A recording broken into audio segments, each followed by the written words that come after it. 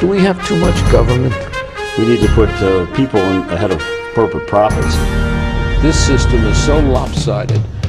This threat is a real threat to democracy. And I think that's really important. That's something we haven't been doing in this country for a long time. Where do you start? What do you do? How do you do it? Access to Democracy and other Eagan community television programming is supported by Thomson Reuters, makers of Westlaw Next and based in Eagan. Through Westlaw Next and other innovative online services, Thomson Reuters is the world's leading source of intelligent information for businesses and professionals. Online at thomsonreuters.com. And by U.S. Federal Credit Union, the member-owned financial institution offering service, value, and experience you can trust to the greater Twin Cities community.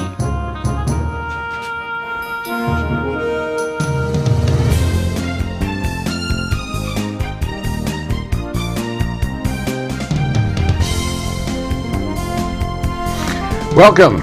Access to Democracy returns. And it's hard for me to imagine that we are on the verge of starting our 13th year with over 1,250 interviews. And we've been doing this, but we couldn't do it without the volunteers. And we have actually 7 people working as volunteers here today on camera, on audio, on graphics, and directing. And we really couldn't do it. We couldn't do it without people like Steve Francisco, who is co-hosting some of the shows these days, and who's sitting in the audience today. Any applause you hear will be Steve. And welcome back, Paul Thissen. Oh, thank you. Paul has not been here since March of last year, and he is the minority leader in the House. Certainly, he used to have actually blonde hair until this session started, wow. And it has turned white. Now, I picked up the paper today, and I saw that the legislature, at least the Republicans in the legislature, are hiring another lawyer at taxpayer expense to fight the people who were contesting putting the constitutional amendment for voter ID on there. As I think back, the legislature has spent tens of thousands of dollars to fight a, well, I don't know what you would call it, a requited love case. Right. They have spent tens of thousands of dollars, or will, on this. And it just doesn't coordinate with me, because I picked up the paper the other day, and I saw them talking about how they had brought the deficit down to $1.2 billion. It seemed to me that we got much more in revenue this year than we anticipated. I don't attribute that to the legislature. It seemed to me that we got money from the federal government, and I don't attribute that to the legislature. It seems to me that we still owe $2.4 billion to the schools, and they don't seem to mention that. They talked about jobs. Other than lawyers defending members of the legislature, what jobs have they created? A lot of good questions there. First of all, on that issue of the budget deficit, I mean, you're absolutely right. I think as we look to the November campaign, the fundamental argument that they seem to be making 2 arguments for their reelection. First, we took a deficit and turned it into a surplus without raising taxes. And secondly, we're going to be the party that's going to destroy unions in Minnesota. And that seems to be their reelection message. On that first piece, the fact is that's not true. And I think Minnesotans understand that. The reality is when we come back in January of 2013, the state is going to be facing over $1 billion deficit on the books. You mentioned the $2.4 billion that we owe our schools. And they did it balancing the budget largely by raising property taxes on people all across the state. So I noticed that on my bill.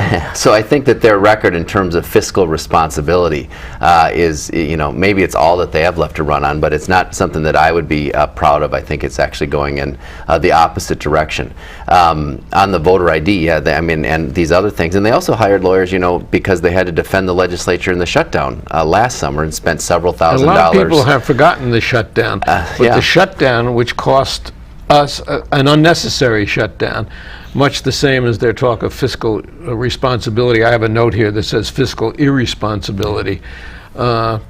These are tens of thousands of dollars running into the hundreds of thousands of dollars that are not creating jobs and that are costing the people of the state money.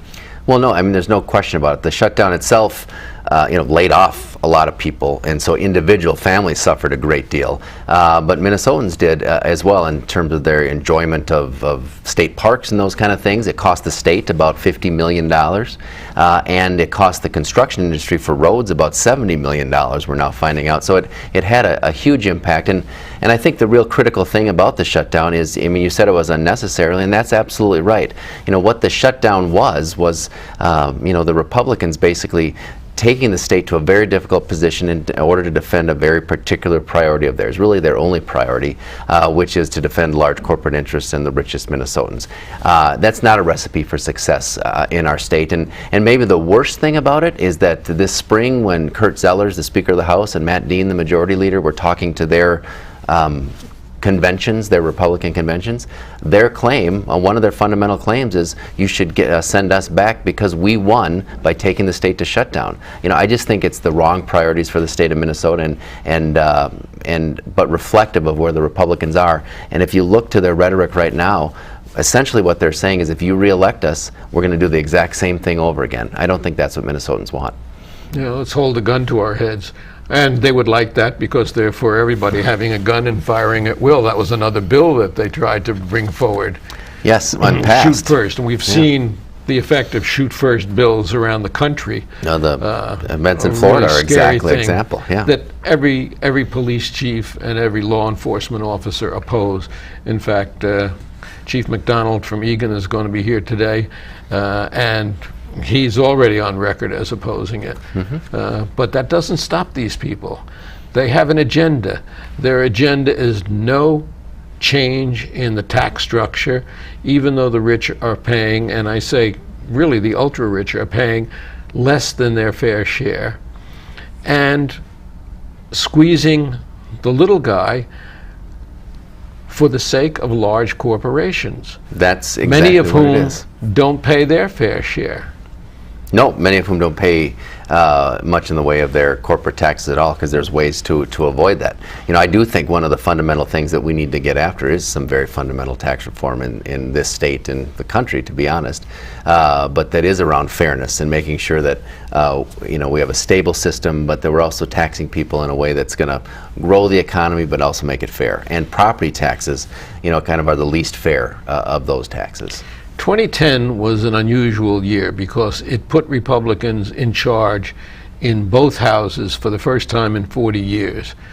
And they've shown us what they can do, and what they can do is what they can't do. They really have not moved forward. Talk about jobs.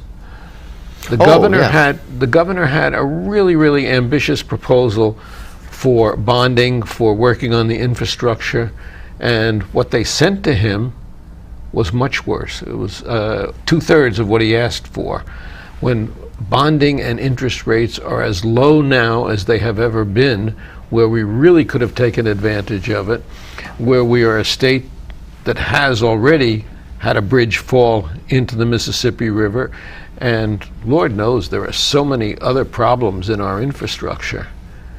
I just shake my head. Well, it was that was a disappointment of the session. We all started out talking about how jobs were the #1 priority, and the fact is the Republicans weren't interested in doing that. And the thing about the bonding bill that's really important is these are jobs that happen today, and they're real jobs in the private sector, doing things that we absolutely need to do. But they also set the stage for the long-term growth of this state. Investing in roads and bridges and transit, something that the business community strongly supports, the Republicans kind of reject. Investing in our higher education institutions to make sure that we can train the workforce of tomorrow and make sure that we're continue to be competitive. That's what the bonding bill is all about.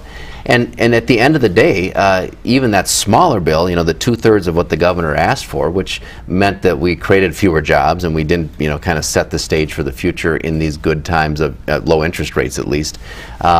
The Republicans would refuse to pass that bill. It was the Democrats that actually stepped up and took the leadership role and made sure that that bill ultimately got passed. We had all of our Democrats voting for that bill, and only a small, you know, about half of the Republican caucus that did so. So even at that lower number, they weren't willing to make the investments I think most Minnesotans understand we need to make, and they weren't willing to lead and take the role of actually governing seriously. And that's maybe my biggest frustrations with with what's happened with the Republicans over the last 2 years. They're so tied to an ideological, rigid kind of party platform. In fact, one of the Republicans I was just speaking to said on the record just the other day that she's there. Her primary job of being there is to make sure that the Republican agenda is passed through the legislature. That's just bad for Minnesota. That's scary. It's is what really that scary. Is. Yes, yeah. it is.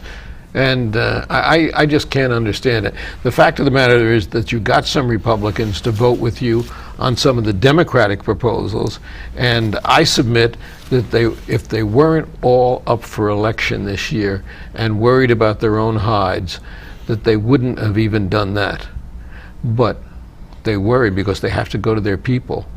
And of course, one of the big problems in 2010, to move into something else, was the fact that so many voters sat home and didn't vote. You look at the 28 presidential election, hopefully we're going to have a big vote again here in 2012, but in 2010, for instance, in this district, which is now the 51st Senate district, we had 12,000 less votes in this district alone in 2010 than we had in 28. Now, part of that was the fault of our own Democratic Party. They didn't get people out and register them. I know, for instance, Jim Carlson, who's running for the Senate, has a very ambitious registration campaign going right now, and the people running for the House are also trying to do their part, and they're door knocking on every door. People have got to get out and vote this year. If they don't understand that their own lives are what's affected by this vote, then there's nothing really that they can understand at all. Well, I mean, I think you're absolutely right, and kind of setting aside the partisan piece of it, I mean, people really, should be out and voting kind of however they're going to vote, because the stakes really are high this year. You know, whether it is for the folks for elected office or whether it's the constitutional amendments that are on the ballot that'll have a significant impact in Minnesota as well. But you know, I think one of the things that I think is really important as we look at what this election is and why it's important for people to get on and vote is that I think the priorities of the two parties over the last 2 years have very much crystallized and are clear and are different from each other. And it really does boil down to this question of how do we best grow our economy. And I think what the Democrats have been fighting for is an economic growth plan that's about putting money, making sure people have money in their pockets and some security, middle-class families. We need to grow their opportunities because they're the ones that, you know, in a consumer-based economy that we have, they're the ones that drive the economy. You can give all the tax breaks in the world to business, but if people aren't buying their products, if they don't have the resources to buy their products, they're not going to grow because that's how they grow. And I don't think there's any Democrat who opposes really working with business to create tax breaks, because if business has to pay a little bit less, they can hire a little bit more, they sell a little bit more, the economy grows a little bit more. That's how we have success. I can't understand the mindset that would be so really strict that they can't see that. So I mean, right, and I think it is. You know, I think I agree with you. It has to be a balance, and we need to make sure that it's just not all about giving giveaways to corporations, but that we do it in a strategic manner to grow those businesses. But at the end of the day, again, the key to growing the economy, from my perspective, is making sure that we're not raising property taxes on middle-class families, making sure that we're not cutting higher education funding so much that tuitions get out of reach for middle-class families, that we have the opportunity there for people to succeed and to grow their own economic success. Now, I heard our own representative here, who is in, the body of legislature you're in, young Mr. Wardlow say in a piece of literature that we didn't raise taxes. Well, they didn't raise taxes on a state level. But what happened? Everybody's property taxes went up. That's really being deceptive. That's being really untruthful. You did raise taxes. You forced other people to raise taxes. You didn't pay the school districts. You forced the school districts to go out and borrow money. Many districts had to have levies to cover this. So, I mean, you got to call it what it is, and that's what they haven't done. Right. No, I mean, and I think you're absolutely right. I mean, they clearly raised taxes because they raised property taxes. They're going to claim that they didn't cut schools, but if you look at the budget the House actually passed that Representative Wardlow voted for, it actually cut education funding in the state of Minnesota. Not a direction that we need to be going. And it cut higher education funding to historic levels. And then if you can ask any of these people on cameras here or in the control room about the costs of going to college, because no, that's exactly right. It's really getting burdensome. I have students who have dropped out because they had to take a year off to raise the money. That's wrong. Well, it absolutely is wrong, and it comes back to this middle class squeeze. And then this claim of fiscal responsibility, they borrowed money. The first time in history that Minnesota's adopted Washington-style deficit spending with these tobacco bonds to do one-time spending. So the claim that they balanced the budget and that they did it in a fiscally responsible way and that they didn't raise taxes and put a burden on future generations is simply false. You mentioned constitutional amendments.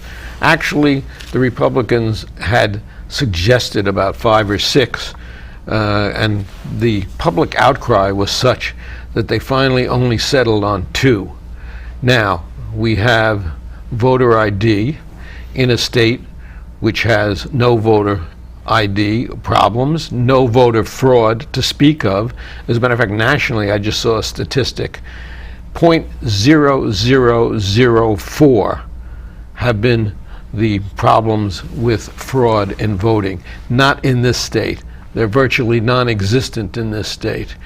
And then we have the other one about gay marriage. Well, we have a statute which I think is unconstitutional on its face, that says marriage should be between a man and a woman. And yet we have this constitutional amendment. How many hours, how many thousands of dollars of legislative money and salaries have gone into putting these two forward unnecessarily instead of dealing with the business of the state? Yeah, well, we spent a great deal of time on these issues. You know, especially with the marriage amendment. I mean, that was at a time we spent 3 days basically on that issue at the legislature in the 3 days before we went to state shutdown. Instead of balancing the budget, which was our constitutional responsibility, that's how we ended the session last year. It doesn't make any sense. Now, I think the good news from my perspective on the marriage amendment is that the polls seem to be indicating that that Minnesotans are coming around to the idea that it's really an unfair constitutional amendment, and I hope that continues. I think this conversation that the Republicans wanted to invite about marriage is actually working out in some sense in favor, and I think we'll be the first state to actually defeat that marriage amendment, and I'm very hopeful that that's the case, because it just goes counter to so much that's fundamental to Minnesota. On the voter ID, you know, the reality is, you know, that's being challenged in court, and I think on legitimate grounds, because they like to describe it as just being about having to show your ID when you go to the polling place. But the reality about what it does, the way that they've written it, which is really about the broadest voter ID, kind of restrictive voter ID legislation, constitutional amendment in the country, it really is going to do away with absentee voting, particularly for soldiers serving overseas. But anybody that takes advantage of overseas voting or absentee voting, it's going to make it much more difficult. And it's very likely to get rid of same-day registration in the state, or make that much more difficult, so it's just not as practical as an option.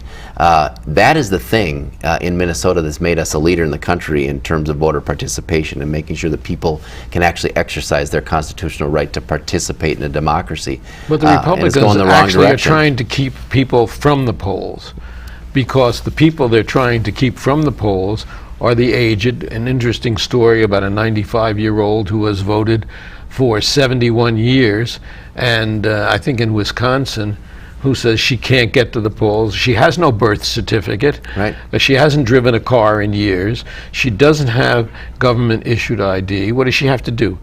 Take a taxi to some place that can take a picture of her and then take a taxi home to be able to vote at 95? It's ludicrous. And keeping people from the polls, keeping students from the polls, they cleverly did that in Wisconsin with the recall vote, keeping the poor from the polls, keeping really what's called the lower class from the polls, immigrants, etc., is not what this country is about, and certainly not what this state has been about. Well, and it's going to keep a lot of other people away from the polls too. There's probably 10,000 people walking around right now who have lost their license, don't have a valid license. They lost it somewhere, it's expired. So this is going to have broad implications, and it's going to cost a lot of money. It's going to cost the state money, in the tens of millions of dollars to do these free IDs and to get all the equipment up and ready to go. But if you think about what it's going to do to local communities, again, raising property taxes, the city of St. Paul just came out and said it's going to cost them $1 million to hire more election judges and to do all the stuff they need to do. $1.7 million, as a matter of fact. And that's going to be true of towns, right here in Eagan, and cities all across this state. So the hidden costs of this are significant. That's why I was shocked when, I guess it's Senator Kiffmeyer. Not yet. She's still a representative. The former Secretary of State, who tried very hard to keep people from the polls, said, well, we're putting it forward, but we'll have to fix it later. You don't put a constitutional amendment forward that you have to fix later, and that's why I hope it goes down when the Supreme Court reviews it. Yeah, and I think that there's a good argument that it will, because how they're describing it on the ballot is very different than what the constitutional amendment will actually do. Now, how many jobs are created by keeping two people of the same sex from marriage? Well, a lot of jobs are going to be lost as far as I'm concerned, because I think, General Mills just recently came out opposing the constitutional amendment. One of many corporations who offer these, domestic partnership and other benefits to people, because they understand that in a global economy, the most important thing we do is to have to attract the greatest talent to this state. And if you're putting up any kind of barriers, and this is truly a barrier, it's a disincentive. It's saying we don't want you here to a lot of really talented people.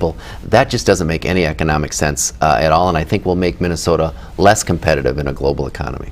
And one of the things that has always made this state at the forefront of the states has been the quality of our education.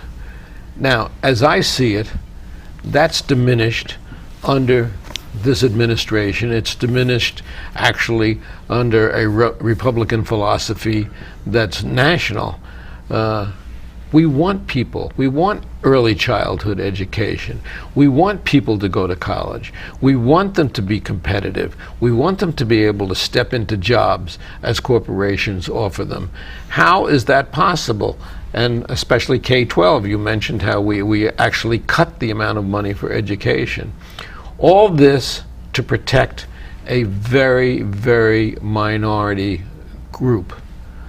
Yeah, well, very wealthy. Right. No, and I think you're absolutely right. I mean, the reality is, on early childhood education, it was very clear in vote after vote over the last 2 years that the Republicans, I think because of ideological concerns, were unwilling to make real investment in early childhood education, which we know works. Representative Wardlow, Representative Myra, and others are perfect examples of people who oppose that kind of investment in early childhood education. It makes no sense. Minnesota right now... These are mostly people, by the way, who had the benefit of getting good educations, often with help.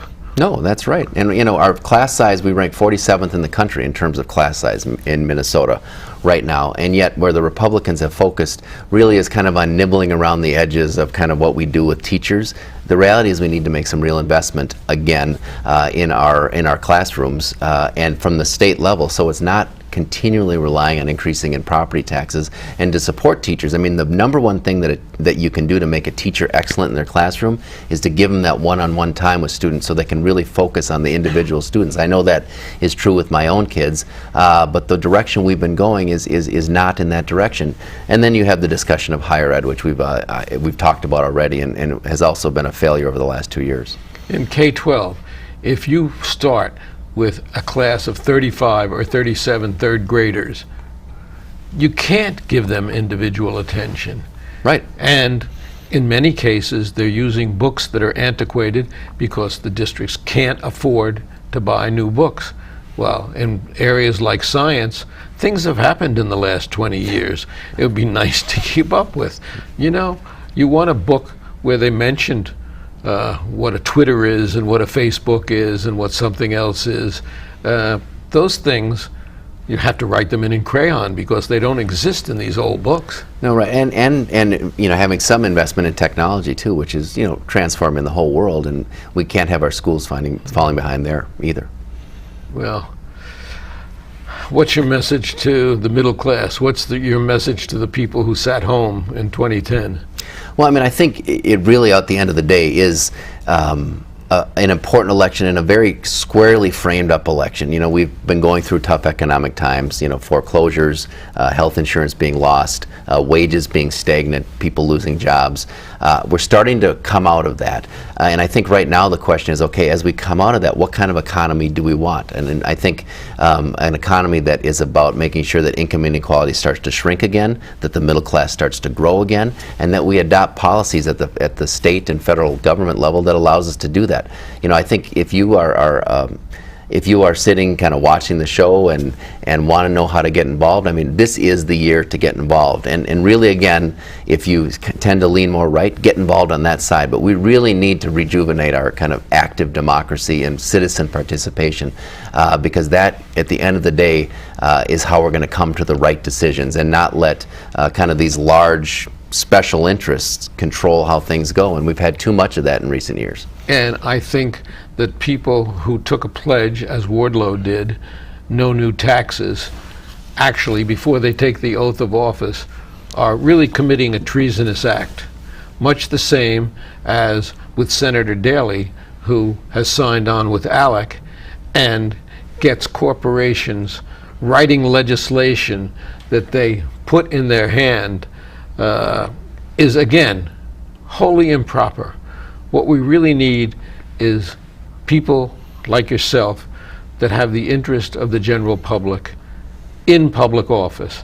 And I really wish you good luck, and I wish all of us good luck. And certainly I hope people don't vote again against their own self-interest, because it's not only self-defeating, it's dragging the state down.